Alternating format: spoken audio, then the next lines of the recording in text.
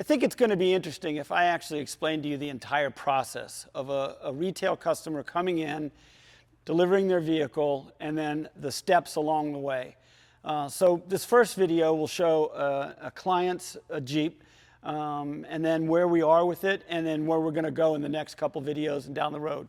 I'll try as best as I can to keep relating all the pieces and all the design work so you can see what we're doing and what we do for each one of these model years.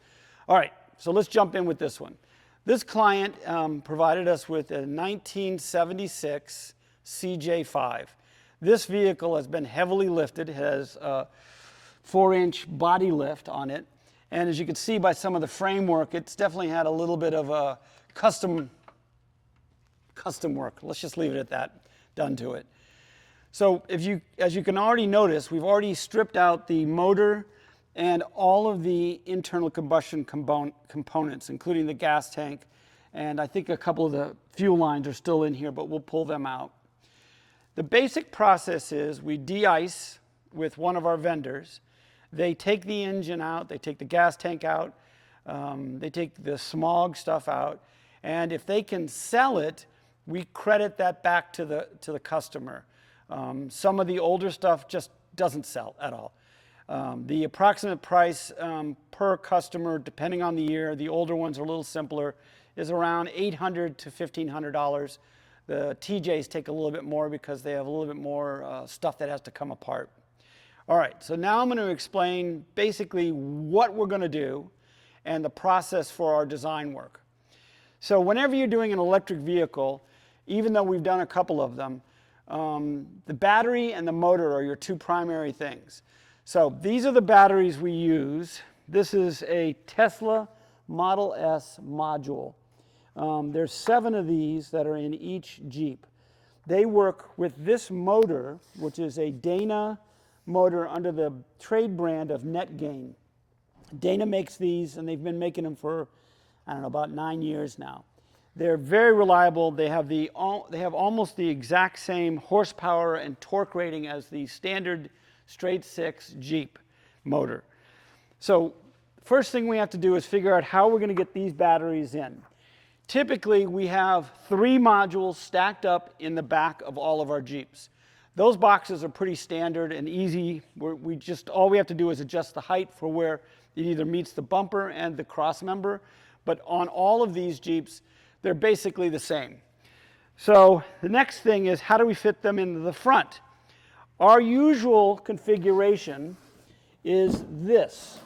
This is a 4-stack battery box, and it usually sits like this, right against the firewall. But as you notice, I have no room on either side for this in this CJ-5. It bumps into the steering column, it bumps into the master cylinder, bumps into the fenders. So we have a new idea for the CJ-5, and it is the pizza box design. So instead of having 4 stacked straight up, this will be 2 over 2, 2 over 2. This gives us the opportunity to have a flatter, less wide battery box, and it gives us plenty of room on top to do the tech box. So it's going to sit in here something like this. We like to use cardboard and tape as our prototyping way to go. It's inexpensive, it's easy, it shows us the physical side of everything. We use it a lot. All right, so this is going to be the pizza box design for the battery box for the CJ. If we like it, we'll probably keep it for almost all the CJs. All right, so that sits here. So what'll happen next is we're going to probably mock this up in plywood, test it with our modules, and then go right to aluminum, and then start deciding on the height. Once we get that done, we'll have the back battery box and the front battery box done, and we'll start working on the motor mount adapter for the Dana motor. It'll be similar to the CJ and the YJ, as it has a common face to it. I think this is a T150 3-speed transmission, so the adapter should be pretty easy. Once that's done, once we finish the electric high voltage portion, almost all the rest of the stuff will sit in the tech box. and I'll show all that to you as we move through the process.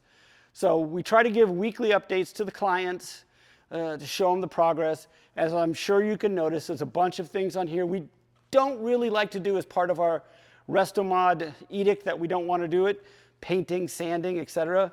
But there are things on here we're going to have to deal with. For example, previous owner welded the grill to the fender.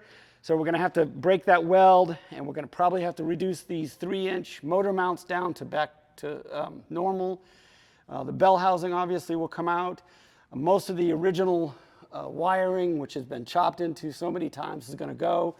Things like this aftermarket but very old master cylinder will get replaced with a new one. This intermediate steering shaft hopefully will get replaced because they welded it solid. But these are customers' issues that are specific to this particular Jeep and these owners. They're not really relevant to the actual electric process.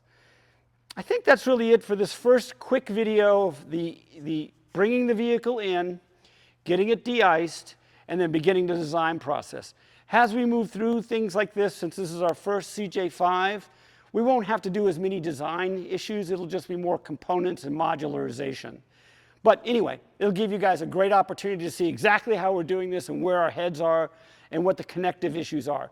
I still believe that anybody can build their own electric Jeep, but this will give you a little bit more opportunity to see all the pieces that we have to work with. All right, I think that's it for now. Hopefully we'll keep updating these, and you can see as much as possible a weekly update about where we are.